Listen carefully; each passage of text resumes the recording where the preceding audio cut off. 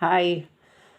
I wanted to share that it's my opinion that trauma and conditioning are pretty much the same thing. The difference is that conditioning is installed in a covert way, slowly, generally by people that either we knew more than us because they've lived longer, or in some other way have the perceived status of like being above us and knowing more than us, and we've like accepted their perspectives and made it our own.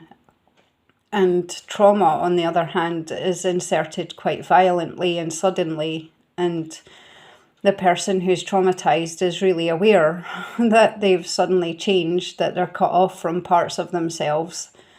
The effects are the same, and conditioning is the effects of traumas that have passed down through generations that never got resolved and understood, and just became part of like society's status quos.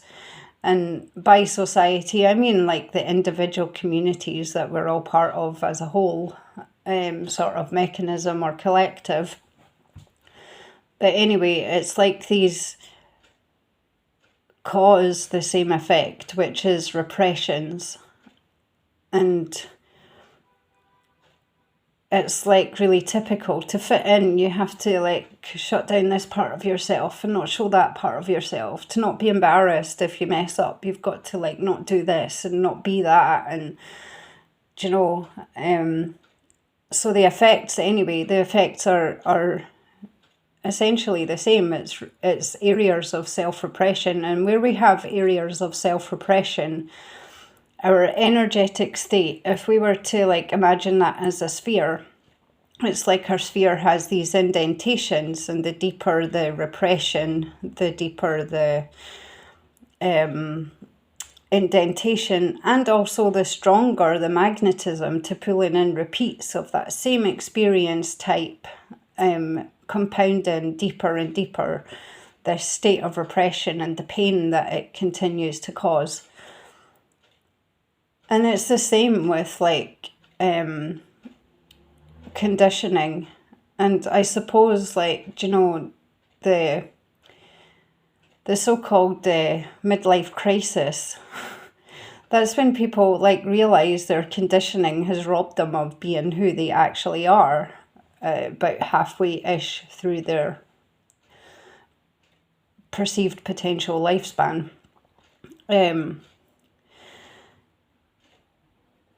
But the resolution of both is pretty much the same, except for that the status quo doesn't recognize that.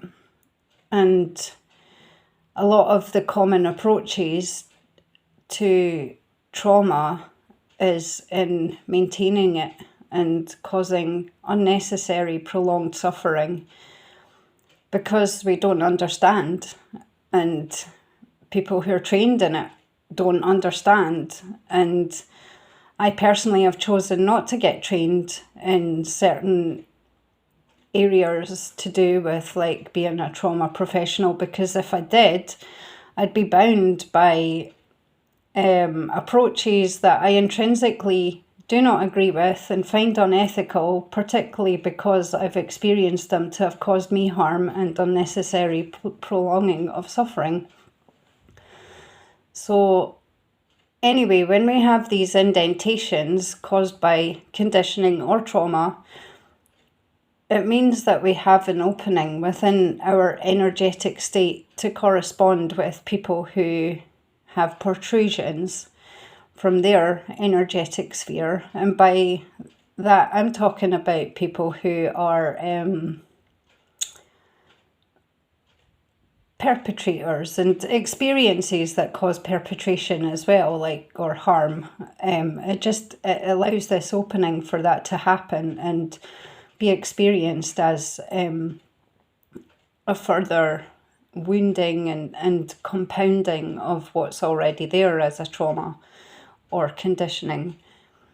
And when we release ourselves from that and fully embody ourselves and make our sphere as perfectly unindented and not protruding, so it's completely like in balance and perfect, then our capacity to manifest is effortless. It happens before we can even think, oh, I want this. I wonder how I'm going to get it. We don't have to do all the visualization and hard work for it. We just are drawn by like, oh, I want to do this. I want to be this. I want to be that. I want to experience this. And it just kind of happens. And sometimes it happens before we can even think of it. And it feels like destiny, but it's not. It's because of the way reality works and the way that everything intercedes and the way that we correspond with things and things correspond with us. And there's this continuous like thing happening where the outer world is affecting our inner state and our inner state is affecting the outer world. And if we're not able to be in control, and I use the word control with a bit of apprehension because it gives a sense of like, a control freak, and like, and it's like that's not what I'm meaning. Like when you are actually in your fully embodied state, you're very far away. You're the opposite of control freak sort of behaviors. But yeah, when you're able to like be in control of your way of being in a way that allows your fullness of being to give you a freedom and a full potential of like being and doing anything that feels right in any given moment,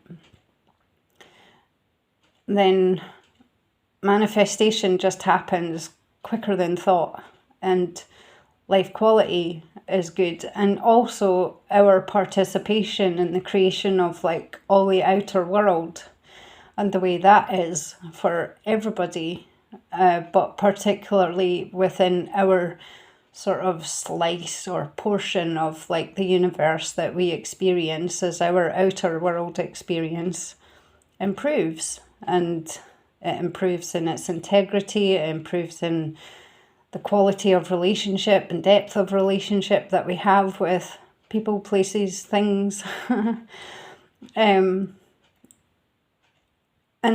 when we do unrepress any particular part of the self that has been repressed, we find areas of our ability, we find space within ourselves, we find areas of our boundaries that might have been like a mystery and like difficult to like hold and to have, and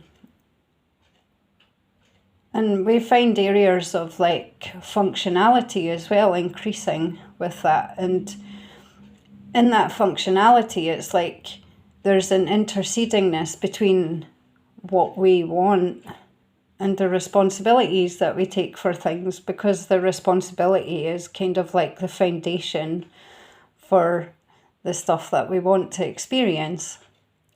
So I just wanted to like talk about this because I feel like it would be good if we lived in a world where like trauma isn't stigmatized, it's normalized and understood to be part of the overall conditioning within the human collective, and that we understood how to resolve it, and that we weren't running away from triggers and pain, because the pain is prolonged the longer we keep a state of being shut down. And there is a process that involves a bit of grief and a bit of anger to be travelled as we unrepress any part of ourself, whether it's become repressed through trauma or through conditioning.